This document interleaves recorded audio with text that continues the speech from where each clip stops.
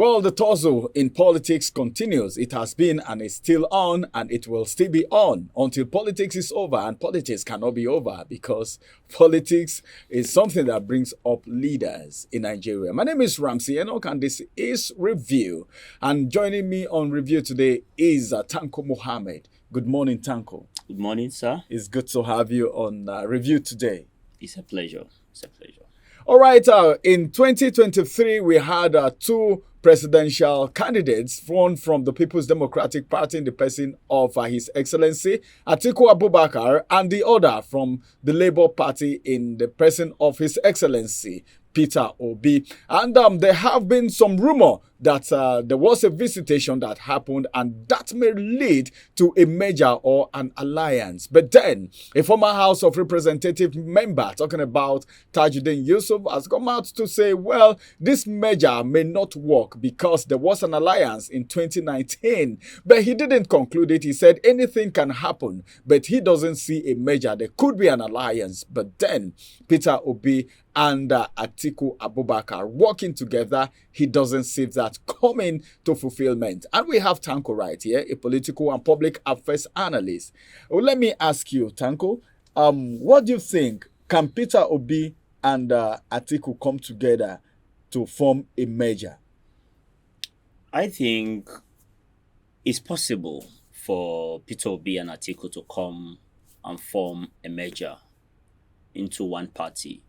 But what I also think is people around these great people may not be in line. They are just human. The people, what makes up Atiku and Peter Obi are people around them.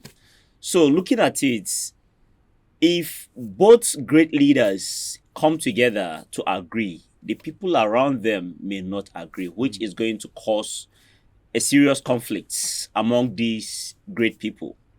So for me, I agree with the honorable that said them coming together may not work. Why?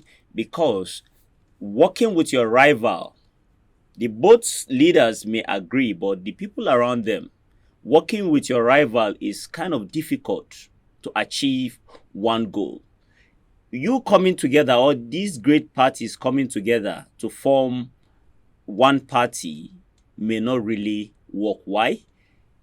The people around Atiku may work against people around Peter Obi. The way I see, Atiku may not come as a presidential candidate of PDP. Probably they may bring Peter Obi as a young person as compared to Atiku's age.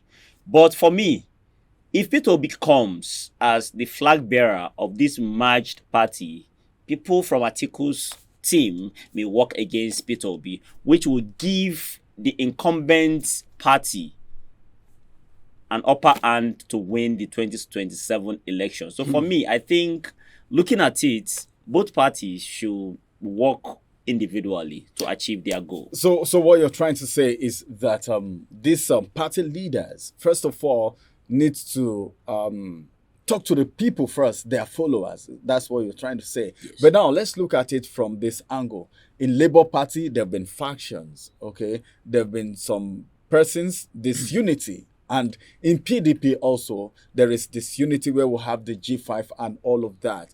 Now, do you see that as a factor that may fight the merger? You're talking about the followers now. What about the fight among the caucus of these parties? That's what I am saying is, even no matter how they address the situation in-house, it's still going to cause a serious calamity. Looking at it, even within PDP, they are not settled. Within Labour Party, they are not settled, as you said. So looking at it, I feel if the both party come together, no matter what, there's going to be a gaze. If Atiku come as the next flag bearer of PDP or of the merged party, definitely the people from Peter Obi's side definitely will work. Most of the people from Peter Obi's side will work against Atiku. Vice versa to Peter Obi.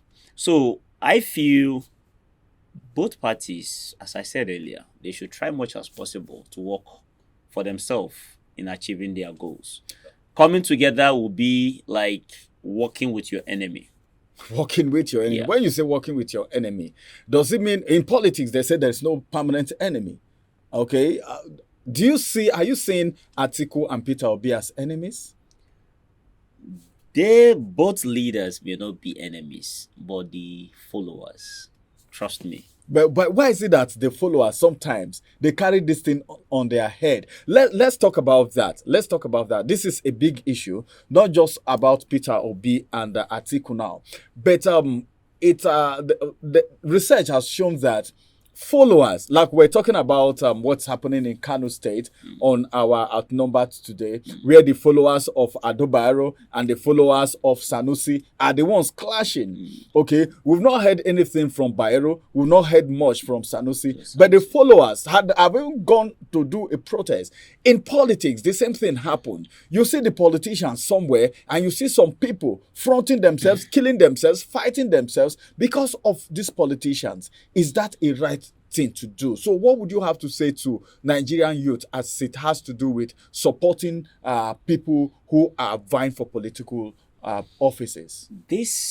Thank you very much. This is not a Nigerian thing, it's an African thing. It's high time we need to educate ourselves to know or to understand that politics is a game of chance. Politics is for individuals, individual gains, not for the whole country or not for the whole continent as an Africa. But looking at it, I think educating people that politics is just a game will go a long way. Reason is we have a lot of illiterates. They are just being Permit me to use this word. It's true. A lot right. of illiterates on this continent, not just Nigeria. It's an African thing. On this continent, if we can push individually, you can do it, I can do it. Imagine trying to educate 10 people from your own end and my own end. Multiplied by 10 million people. At least we will have about 50 million, right? Or about 100 million people being educated. So for me, is trying much as possible individually or collectively trying to educate our citizens, trying to educate our societies to be able to understand that politics is just a game. The politicians are using us, the masses, to achieve their goal. Once they achieve it, they don't know you again. They don't know you anymore. So it's high time for us to understand that we need to try to educate the others. You are an educated person. I am an educated person. Everyone here is an educated person. But we have a lot of illiterates. Or let me just put it this way, educated illiterates. They are even the worst. You're even right, because even if you are educated and you behave like an illiterate, at that point in time, you'll be referred to as an illiterate. Yeah. So we have a lot of people in politics today that are doing things that they are not supposed to do. Maybe because of the personal gain, like you talked about, the selfish interest of a thing. You see people going as far as even indulging in thuggery. Some of them don't even survive it. Some die in the process.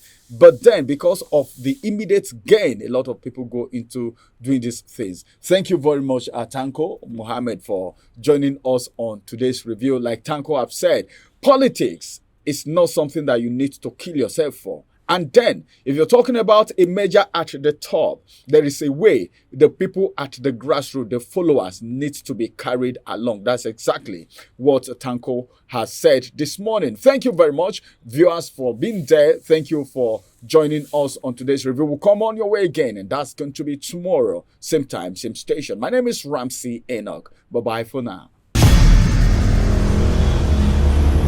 Follow us on our social media handles at Oweleke TV.